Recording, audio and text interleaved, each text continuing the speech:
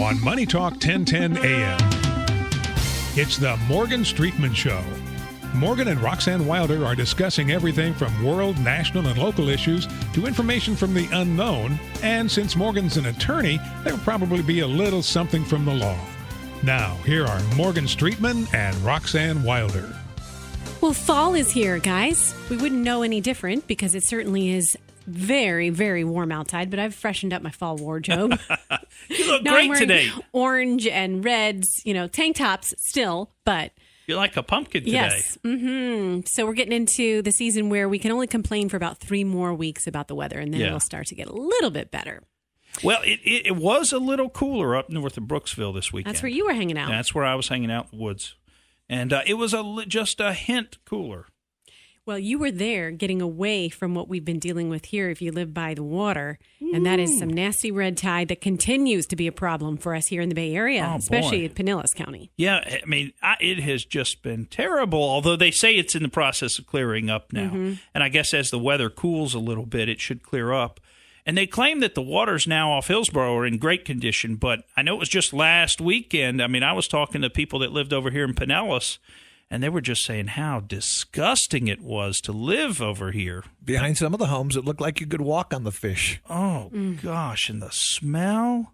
Ooh. Well, we went to Clearwater Beach, I believe it was Labor Day weekend, and just on Sunday. And when we get down there, we go to the hotel, and we said, no red tide, or what's the situation? Oh, no red tide here. And then, I go to work on Tuesday, and it's like, it is here. But you could still smell it, and actually it made my skin get icky, so I do think that there was something already looming even at Labor Day. Scared me to death. I thought I had it in my pool from a party over the weekend. It was just socks. Oh my gosh. I said, no, not me too. Oh, me. Little organisms in your pool, Pat George. One can only imagine. There was a couple bathers. A couple of bait fish. Well, it's because, bathing suits, because it was the equinox. Is that what, over the weekend? Oh, you and Janet. Had to dance naked and burn money. Yeah, burn money and dance naked. Yeah, and how's that working out for you, by the way? Not good, because I got confused and thought I pulled out a $1 bill, and I burned a $100 bill. Oh, man, you burned too much. You'll never get that much back. Oh. But anyway, they say that the red tide's gone, although they say that the business impact here in Pinellas has just been, worse than hurricanes, they say. That when the hurricanes come through and nobody comes down to visit, I guess at least some people go out and buy stuff. Right. And then we have red tide, which people are wanting to come down here and enjoy the waters and go fishing, so you don't see that happening. And when they're not here to fish or enjoy the beaches, then the restaurants suffer, the shops suffer. So we are taking definitely an economic hit because of red tide. I'll say one bright side note is we reached you cruisers in the room will love this. We reached the 1,000,000th cruise ship passenger mark this past weekend, and that's a record for Port of Tampa Bay. Wow. And so on the positive side, we know that all those cruise ships, they bring in 3,000 people. They're all, when you include the crew and the passengers, they're all shopping, enjoying themselves in the Bay Area when, in Port of Tampa. But, and also the good news for the Pat Georges of the world who love to cruise, that means more and more cruise ships are coming through, more opportunities for great destinations. Yeah, Pat, you've got a couple planned. November and January. Where are you going? Mexico. Going back to Mexico. Cozumel. I tell you, Mexico never gets old, does it? No, it does not. It's a lot of fun. It's a good, quick, fun weekend. Always fresh tequila and fresh salsa. Coconuts on the beach. You know how Pat is? He always has to have a cruise on the horizon. You know how you have to have like that thing you're looking forward to? Keeps you sane. Yes, like the weekends, or maybe you've got a party, or Pat always has a cruise lined up, and that's what you look forward to, right? And because of those cruises is a reason why I could never be a Supreme Court justice, because oh boy, would they get me. You got 3,000 people coming to testify against you, Pat George. They saw you on that cruise. They know about you. Oh my goodness. Well, that'll be fun. Speaking of fun, here's a story that, Are we allowed to get, are we allowed to be happy for Tiger Woods? I'm not 100% sure if we're allowed to like him or be happy for him or not. I know he's a kind of a rat who was running around on his wife with about every diner waitress he could hook up with, but And he was exposed. And he was exposed and embarrassed, and then wasn't he hooked on painkillers and crashing his truck into different things and getting pulled over for that? I mean, so he's had his down times, but over the weekend. Right. When you talk about his performance on the golf course, that's a whole nother story. And he's had many doubters since 2009 when everything came crashing down. And so this was the Tour Championship final individual event of the PGA. And so he beat Billy Horschel. It wasn't that exciting. He won by 2 strokes. And it wasn't like a dramatic finish. But what was dramatic is you saw everyone pile out onto the course to get a look at Tiger as he made this historic win for him, because it's been so long. He hasn't won a major since he won the U.S. Open in 2008. So that's what he really wants to do next season, is win another major. Oh, so this is not it for him. No.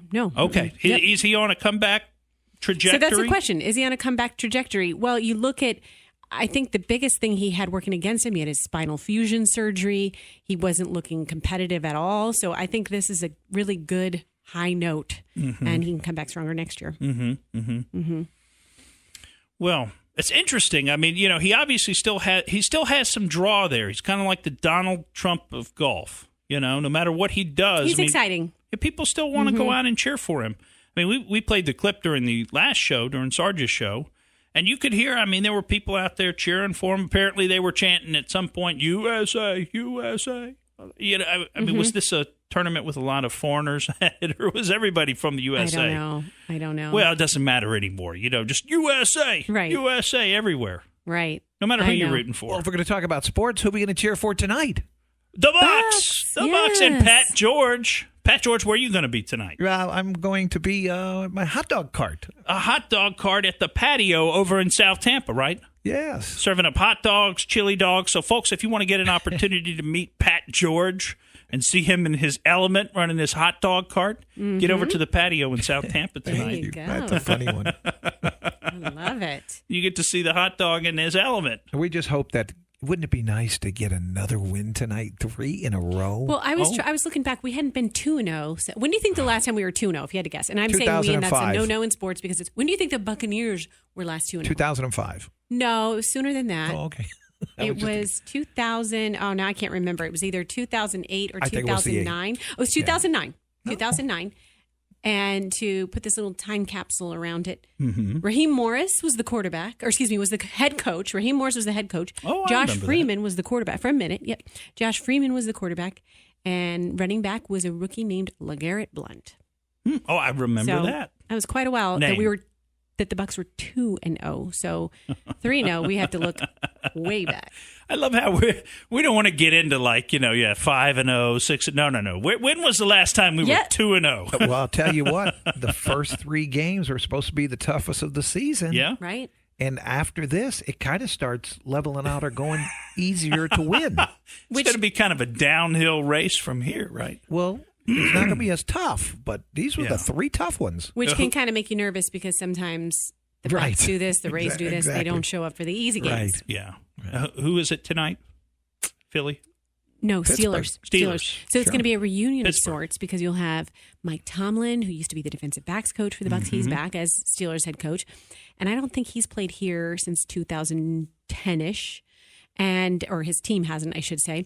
And then also Tony Dungy getting inducted into the Ring of Honor. And also Booger McFarland, who used to work in this building when it was owned by a different company, who I love. Great guy. So happy to see his success. He'll be in the booth. Nice. Monday Night Football. Nice. So all these fun things going on. All right. You have people that were components of that Super Bowl team, although Tony Dungy wasn't. He brought the Bucks to the year before the Super Bowl team. Yes. But it was his team that won the Super Bowl. Just John Gruden was at the helm of it, unfortunately, for Tony. He was. And we all love Tony Dungy. Well, we got some fun stories to get into, or I don't know how much fun they are. It's kind of interesting what's going on with this Kavanaugh stuff, but that's most of what we're going to talk about in the next couple of segments, because there's so much there to get into. But, we, as of late last night, we saw the bombshell dropped of it. There's a second accuser, which, looking back at the way that some of the media postured on this, we almost could have guessed that there was going to be something else that was going to drop. I mean, I don't know if you saw Maureen Dowd from the New York Times, or she used to be with the New York Times. I think she's still with the Times. Right. But and I think she writes for some other publications. But she was basically out on kind of an op-ed saying something along the lines of, and I'm just paraphrasing here, but we knew it was true as soon as we heard it. Mm-hmm. And I thought, when I saw that, I thought, gosh, she sure does seem confident about this. I mean, I'm reading the facts as they're being reported, and I'm like, this story has holes in it. And I'm talking about the Christine Blasey Ford story now. So Maureen Dowd was saying when that story was out that she knew it was true. She knew it had to be true. And so that kind of caused me to think, is there going to be another shoe that's going to drop? And sure enough, when I was prepping for the show late last night, up pops this article about this new lady, Deborah Ramirez, and her story about a freshman party at Yale that allegedly Brett Kavanaugh was at. So we're going to tell you all about all that when we come back on the Morgan Streetman Show.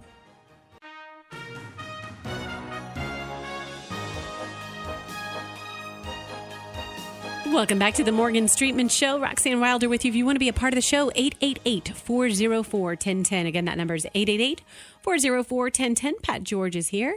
And we have gone through what we have going on here in the Bay Area, but now it's time to move on, take more of a national look. And the big story that's been dominating news headlines, Kavanaugh's new accuser. Oh, boy. This just came out yesterday, and this is a new accusation. Before we jump into that, maybe we should go back over, I don't know if folks have heard all of this already, but kind of go back over the existing accusation that came out. I guess it was, about a week and a half ago that it came out? Seems like we've been talking about it for so long. I feel like it was a while ago, but yeah, but it was at the end of his process. So after the hearings had happened, and I think it was essentially the day before, or a day or two before the vote was supposed to occur. And then out comes this story, and it was by an anonymous letter that Dianne Feinstein apparently had since July of this year, but she didn't reveal it until after the hearings, which that in and of itself is kind of weird, isn't it? I believe so. I mean, if you had something that you wanted to talk to the guy about and make public in his public hearings, you could have brought it up. In fact, that would have been a perfect opportunity to have dealt with some of these accusations, but the Democrats didn't do that. They waited until right before the vote, and it seems like maybe the timing is a big part of this. In other words, was it done specifically to throw the vote timing off? Maybe so, because now we find out as of last night that they knew that there was another shoe that was going to drop, and that is this news story with Debbie Ramirez coming out in the New Yorker magazine. And, are they looking at kind of a building swell of stories against Kavanaugh to slow down his nomination and throw it essentially into limbo? And I think that's their strategy. I mean, not to go too political on this, but this is a highly political maneuver. And it's sad that it involves these really personal, really serious types of allegations, because you don't want to deal with those in a political context. I mean, those should be dealt with in a criminal context, frankly. Absolutely. If these ladies have those allegations to make against Brett Kavanaugh, frankly, they should have made them years ago. Now, I don't want to get into too much criticizing the victim at all. Of course, we're assuming that they're actually victims, because we could flip this around, and if they're not being truthful about this or being completely truthful about this, then maybe Brett Kavanaugh is really the one who's the victim here, because that's kind of what it seems like to me, at least when you look at the evidence. The allegations by Christine Blasey Ford, nobody that she said would back up those allegations, and nobody that she said that was at the party, allegedly, backs them up at this point. Now, that doesn't mean for sure that they're not true, but it does mean that they're probably not going to stand up in a criminal court of law. Right. In other words, that's not proof beyond a reasonable doubt when everybody you say that was there and would have seen it and heard it, disagrees with your recollection. There were apparently 3 witnesses that she's named, Mrs. Leland Kaiser, and Ms. Kaiser, who's actually a friend of Dr. Christine Ford, says that she has no recollection of ever being at a party or gathering where Judge Kavanaugh was present, with or without Dr. Ford. Another person that Dr. Ford named is a guy named Mark Judge, And, some other interesting allegations have now come out about Mark Judge made by Michael Avenatti, who is Stormy Daniels' lawyer. But let's just stick with this. And his position is that he has no memory of the alleged incident. And that's what he said in his written response to the Senate Judiciary Committee. The third person that Christine Blasey Ford said was at the party and would remember is Patrick Smith, who says, I have no knowledge of this party in question, nor do I have any knowledge of the allegations of improper conduct she has leveled against Brett Kavanaugh. He says he's known Brett Kavanaugh since high school, and he's a man of great integrity. And, quote, I've never witnessed any improper conduct by Brett Kavanaugh towards women. Now, think about this. I just find this whole thing is it's kind of fascinating. It's sad at the same time, because think about if you were Brett Kavanaugh and you didn't really do these things that the people are alleging, and you kind of have been an above-board guy your whole life and have treated women decently your whole life. This would be pretty tough to sit there and swallow these false accusations being made against you. Now, we don't know for sure that they're false, but we just have to say they weren't made at the time they occurred. I remember reading something. You read these articles and everything's designed to make you think that the stories are true. The way that they write them are designed to make you think that they're true. But if you really stop and think about it, I think you have to question some of this stuff. For example, I remember reading in one of these articles about Christine Blasey Ford how as she ran from the room, because remember, that's the allegation that essentially this judge character, Mark Judge, kind of jumped on top of Kavanaugh, who had jumped on top of Christine Ford. And when Mark Judge jumped on top of Kavanaugh, she was able to run from the room, and she ran from the house, kind of escaped.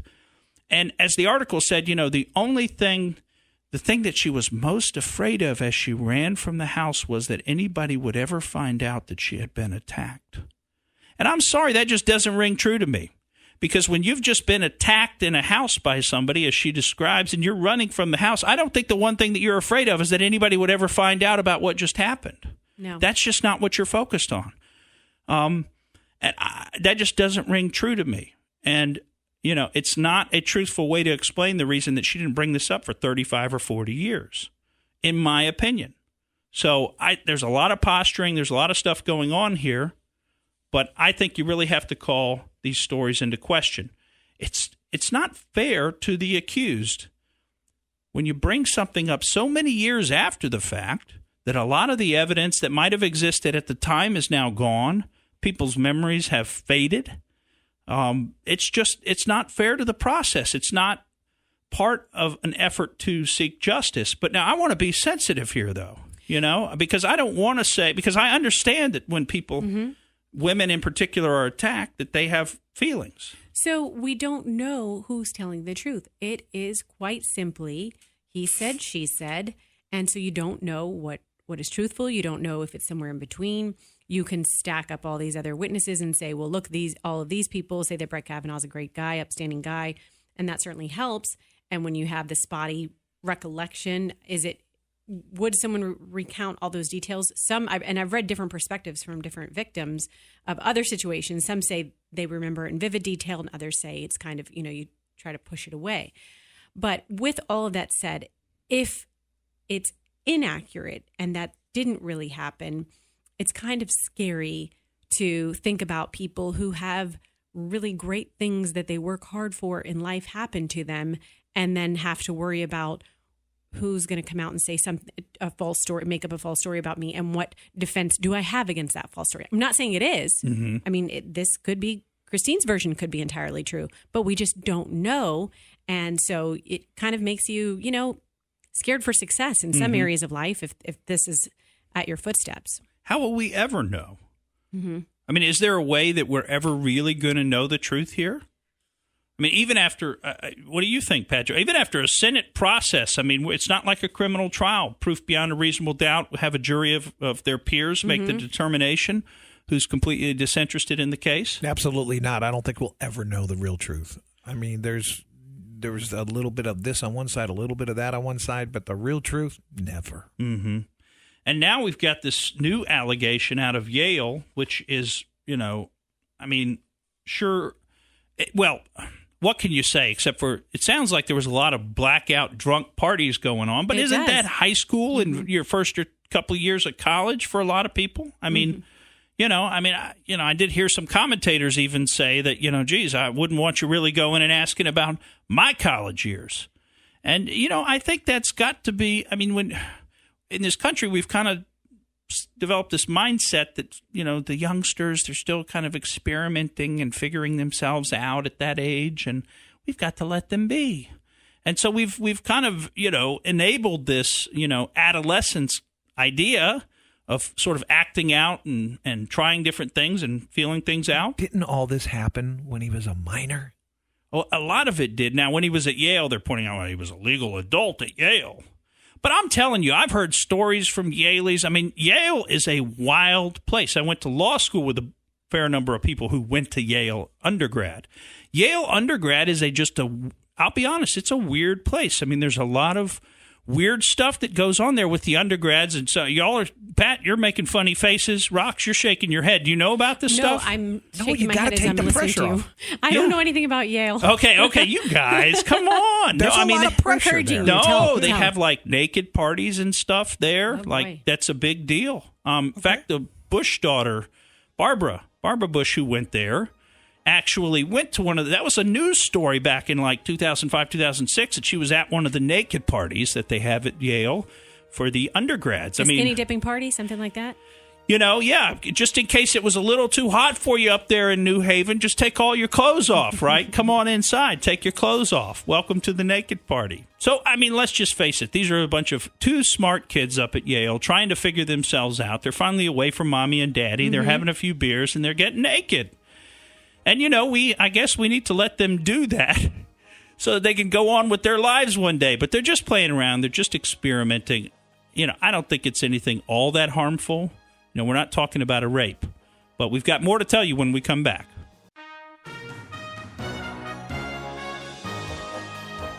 And welcome back to the Morgan Streetman Show. We're just finishing up talking some about these accusations against Judge Brett Kavanaugh. And I wanted to mention the fact that he actually went through a confirmation process to sit on the D.C. circuit, which is a pretty big deal. It's considered maybe the top appellate court underneath the Supreme Court in the U.S. So in terms of the courts of appeal, the D.C. circuit is considered to be kind of the, or in terms of the district courts and the courts of appeal, it's considered to be kind of the most important because it deals with a lot of bigger issues maybe than are dealt with in other places. So there would have been an opportunity during those confirmation hearings, which were held in front of the Senate also, for either of these ladies to come forward at that time. Now, that would have been, say, over 10 years ago, so 12 years ago or so. So, that would have been closer in time to the alleged incidents. People would have had better memories, and there would still be maybe some evidence available.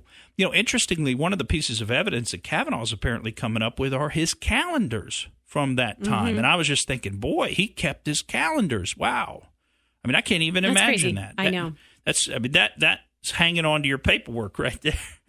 Oh, man. If someone told me to get my calendar from high school. Whoa. And he actually put down on it, like when he was going to parties, he put it down on his calendar. He was far too serious of a student, I think. Pretty organized. Yeah, seriously. But I wanted to hit just one more thing because, the New Yorker magazine went around and asked a bunch of people who were classmates of this Debbie Ramirez and Judge Kavanaugh at Yale, whether or not, and they said they asked several dozen. So you're talking several dozen means 36 plus classmates. And they were unable to confirm with other eyewitnesses that Kavanaugh was present at the party where these new allegations came forth. And the new ones there, unfortunately, is kind of involves exposing oneself to another person, potentially. And so, and we just want to avoid kind of talking about all that nonsense because somehow our national news and our media has turned into like 100% porn all the time, and everybody, I guess, is okay with that. I sort of kind of liked it better when we had some dignity in our public spaces and we weren't so quick to jump into some of the details of this stuff. Oh, I agree. And not to take us too off topic, but a new perspective on all of this. When you constantly hear these stories about improper behavior, a woman getting groped, a woman feeling like she's going to be raped, and all the things that we're bombarded with in news, there's really no foil to. It's not like anyone's doing a news story like, "Hey, this couple has a really loving, healthy relationship, and sex is a part of it because of their trust." And we don't have that. We just hear about the really bad stuff. So subconsciously, I think it can end up hurting a lot of relationships, especially kids who are that age. You shouldn't be doing anything until you're a consenting adult. But it's kind of crazy. We're flooded with all of this information. Yeah, and it's particularly sad for the children. More breaking news. Paul McCartney admits Brett Kavanaugh was the walrus. Oh, he was the walrus. That one's for your mom. Oh, boy. And Paul is dead, right? And it's really Brett Kavanaugh now. Brett Kavanaugh took over from Paul back then also. But, just to finish out some with the Ramirez thing, I mean, they talked to at least several dozen of her classmates. That's 36. And then remember, several of the classmates, including those that she said was there, they came out with a statement saying that we were the people closest to Brett Kavanaugh during his first year at Yale. And basically, he never would have done anything like this. It would have been completely out of character. We've known him and Debbie both at Yale and long after, and we're confident that we would have heard about this, basically, just to paraphrase what they said. So they don't have a single corroborating witness, but they're willing yet to go forward on this and potentially destroy a man's life and career and opportunity to be on the Supreme Court. And, we've seen that before. I mean, we saw what they tried to do to Clarence Thomas with the Anita Hill allegations. We saw what they did do to Judge Robert Bork with the allegations, which I don't think was disputed at the time, that I think he had used marijuana at some point. And he admitted to it, and that wound up being disqualifying for him. So, and by the way, and I'm personally sort of just chafed by all this because Dianne Feinstein's the one who brought it out, and she's the one that let a Chinese spy operate in her office undetected for 20 years. Which is another story that's not being covered. Not being covered at all by the media, and all of her ties with the communist Chinese and her role in helping them to get favored nation trading status, which people are now saying was a mistake for us to give that to China because of and President Trump has come in, and some of his policies have been about trying to sort of reset that. So it just sticks in my craw a little bit that Dianne Feinstein's the one orchestrating this takedown of Brett Kavanaugh, when apparently somebody should have been orchestrating a media takedown of her for the past 20 years for having a Chinese spy operating in her office undetected. I mean, that's just absolutely insane. And another thing that's insane is these people, and this is now we're going to shift gears a little bit and get into some of the stories that we didn't get to last week, but the other thing that I think is insane is these people that think they can just go over to these other countries where ISIS is operating. And, here again, we get the kumbaya folks where, the ISIS guys are really just nice. If you would just take them some food and sit down and sing kumbaya with them, you'll find out they're loving, they're caring people, they're nice people, right? Right? Apparently not. Apparently what you see is actually what you get when it comes to these crazy terrorists. Because we had an American couple who tried to go out and bike ride through ISIS territory. Austin and his girlfriend, I don't know if it's a girlfriend or a wife, I believe it's a girlfriend, a couple who decided, let's just go prove that people are nice. And one of his statements was, people, the narrative goes, are not to be trusted. People are bad. People are evil. People are axe murderers and monsters and worse. So they've been bicycling all over the world. They took their bikes through Tajikistan. Am I saying it correctly? Well, Tajikistan. Tajikistan. Okay, that sounds better. One of the stands. Yes. They took the bikes through one of the stands. And it's also that particular area houses ISIS members. And they came across 5 members of ISIS, and they were killed by them. Yeah. And this has actually been, I mean, we know who it is because these folks got on social media and bragged about killing the American tourists. So we actually know who the 5 killers were. You can see their pictures if you want to dig around and look online. But, the point that you were making, they went into this saying that, you know what, and this is a quote, Evil is a make-believe concept we've invented to deal with the complexities of fellow humans holding values and beliefs and perspectives different than our own. Mm-hmm. So really, this is not a problem of evil. It's a problem of understanding. And if you could just give some more understanding to these ISIS guys, then you would learn they're not so evil. They love us, right? Really? Yeah. This is sad. I mean, but would you be surprised to hear the same kind of drivel nonsense coming out of Alexandria Ocasio-Cortez's mouth or the mouths of the people that support her? No, because this is the exact kind of nonsense that they're spewing. The idea that morality is all relative, evil is make-believe, evil doesn't really exist. It's just a construct when we're having trouble understanding other people's values. Yeah, because as ISIS would tell you, they love death as much as we love life. That's what they say to the Israelis and the Americans. We love death as much as you love life. And you know what? Evil is real in this world. And unfortunately, these two folks found that out when they decided to go on a biking tour of the ISIS territory. I can see biking and wanting to meet different cultures and, certain places you might travel, but I would not go anywhere where I thought ISIS might be. Well, they knew exactly what they were doing. They knew they were going into ISIS territory.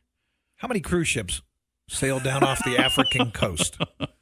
Are you being serious? Yes. Oh, okay. How many cruise ships really passed down through there?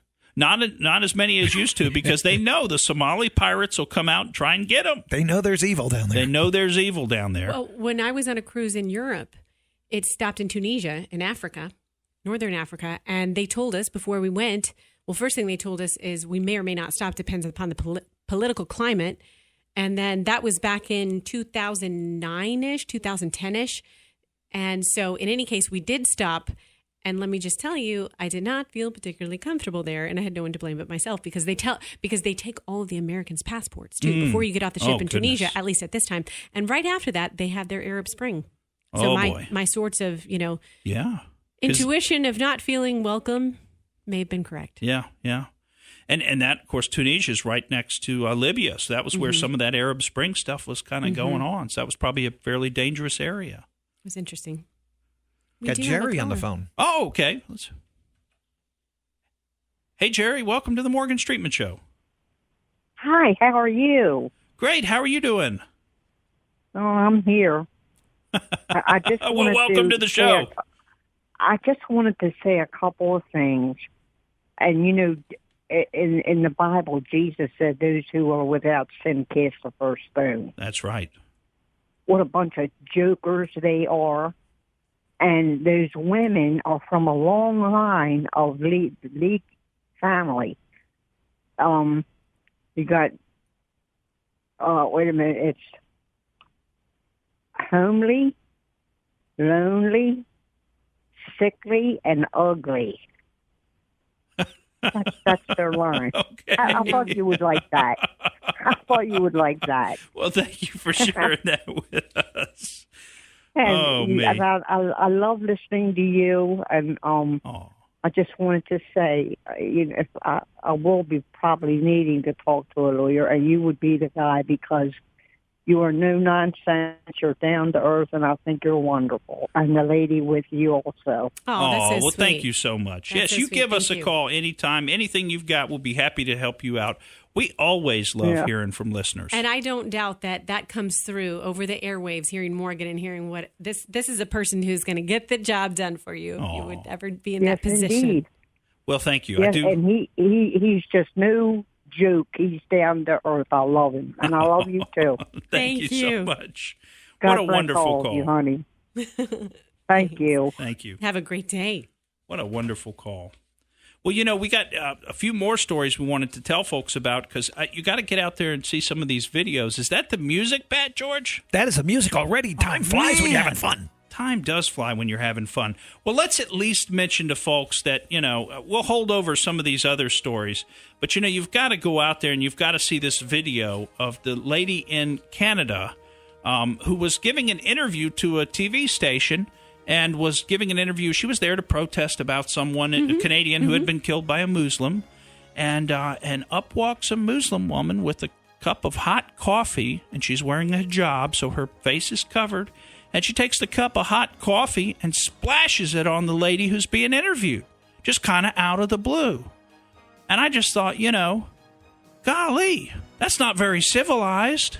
That's pretty rude. Why can't you let the lady be interviewed? Wait till we come back. We're going to talk about your social credit score. Welcome back to the Morgan Streetman Show. It's time to go out there, and this is a good one. You've got my interest peaked on this. You said social credit score. Yeah, this one is really interesting. Just when I thought I had my regular credit score down pat. Now I've got to worry about this? You finally got that 700 beacon on your regular credit score, and now it's time to start again with your social credit score, right? Well, luckily, this is not here in the United States yet, although we've got kind of a crude model of it with some of the shadow banning that's gone on and other things. But, of course, leave it to the Chinese to do totalitarianism right. And this is what they've established over in China. And I think it's fascinating because it is up and running and it is working. Well, depends on what you mean by working, but it's functioning right now in China. It's operating. And it's working as the Chinese Communist Party intended it to work, which is as a system of control. I mean, we know what our devices know about us. I mean, because, one, we carry them with us everywhere. So they always know where we are and how fast we're moving. And, of course, by how fast we're moving, they can determine whether we're on foot or in a car, et cetera, et cetera. And all this data is vacuumed up and saved somewhere.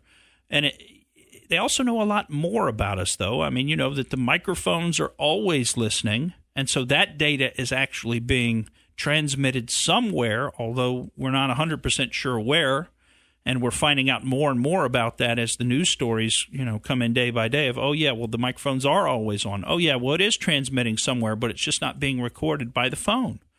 And so they tell you it's not recorded, but to you and I, that means that nobody has it, and that's not what's happening because it is being transmitted. You know what I'm saying? So, I mean, they're fooling us and more and more. So now imagine, can your phone tell if you stop for pedestrians at a crosswalk? Well, imagine, your phone, what if the data points know that could tell that the pedestrian comes up to the crosswalk and is trying to cross, and then the data point shows that there you are in your car and you just blew right on through the crosswalk. You didn't stop for the pedestrian. Well, in China, that might lower your social credit score. Now, the other things that they're looking at is what kind of stuff do you post? What do you write about? Are you a good communist or are you not a good communist? And that's really the scary part, is when they're getting into your behavior both on social media and in the real world, and they're beginning to look at all data points, and they've got a system that does this. So then what happens if you don't have a good social credit score? You can't do lots of things. Now imagine that. Imagine you can't get on an airplane if you don't have a good enough social credit score, meaning somebody's looked at your social media profile, most likely, and determined that your viewpoints are not acceptable to the current ruling regime, and you're not a good little communist, and therefore we're not going to let you get on an airplane. And you might say, gosh, this is so far-fetched, but do you know that it's happened over 11 million times in China already? So this program is rolled out. It's rolled out. It's working. It's functioning. When I keep saying working, it's functioning. It's operational.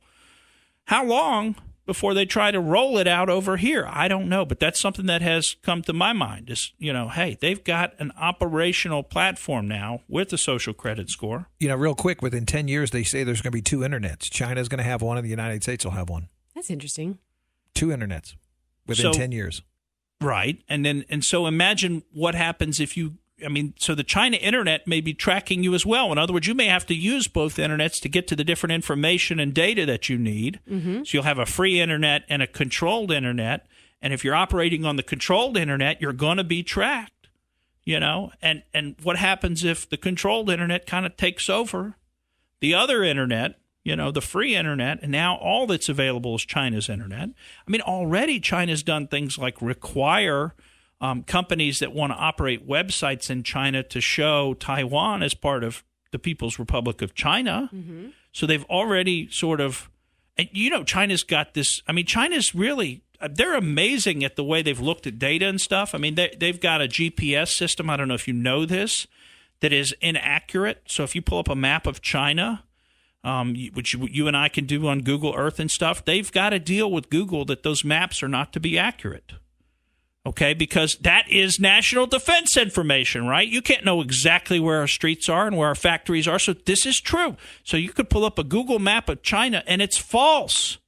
And they have a whole system that they've built for how to make the maps false, but then basically still be able to get you to the right place with the GPS. It's almost like it translates the false map coordinates into real coordinates. But ours are true. Well, as far as we know right now, so. Ours are still true. But it's amazing to me the length to which China will go to control information of this nature. But let's go back to some more things that your social credit score could affect, because planes aren't the only thing. How about 4.25 million people, 4,250,000 people have not been allowed to take a train trip in China. So you can't take a train trip. What about going into a store? What about entering a Walmart? Now, if your credit score is too low, you might be a danger. You might be a danger that you might steal something. So they're not going to let you into the Walmart. What about buying land or property? Well, apparently they've already got some folks in China that are not allowed to buy property because of having too low of a social credit score. How about putting your child into certain after-school activities? Not if the parent has a low social credit score. What about private school? Not if the parent has a low social credit score. So what this begins to do is it allows the ruling Communist Party to administer punishments and hand out rewards. And in a society where there's not a lot of rewards to be had, all the little things matter a lot, like the ability to get on a train or the ability to have your children in an after-school program. Those little advantages become a big deal when everybody is under a kind of a totalitarian regime. And folks, you got to get out there and look into this particular issue because, we're only scratching the surface of it. But as they're talking about in China, all the Chinese intellectuals are really into this because they say, this is really important. There needs to be consequences to being a discredited person. And that's the communist culture mindset. There's no individual. Well, there's no individual, right? The state is really is God, and is the only thing worth considering is what does the state want, and that we should have legal consequences for discredited people. I'm reading you quotes from what some of these folks have said, because you can't have people running around just acting however they want. We have to punish people for acting however they want and acting against the communist state. And another interesting thing is what happens, can you ever rehabilitate your social credit score? Well, the Chinese say you shouldn't be able to. They say, once discredited, always restricted. What about saving on my car insurance? Okay, that you're still allowed to do even if you're totally discredited. But you're not allowed to take your hot dog cart anywhere, Mr. Pat George, because that permit requires a social credit score over 100, and you, sir, are at a 98. So you will not be allowed to take your hot dogs to the patio tonight and sell them. And I will not come and get one from you. This has been too much fun, you two. I'm Morgan Streetman, and that's the way I see it.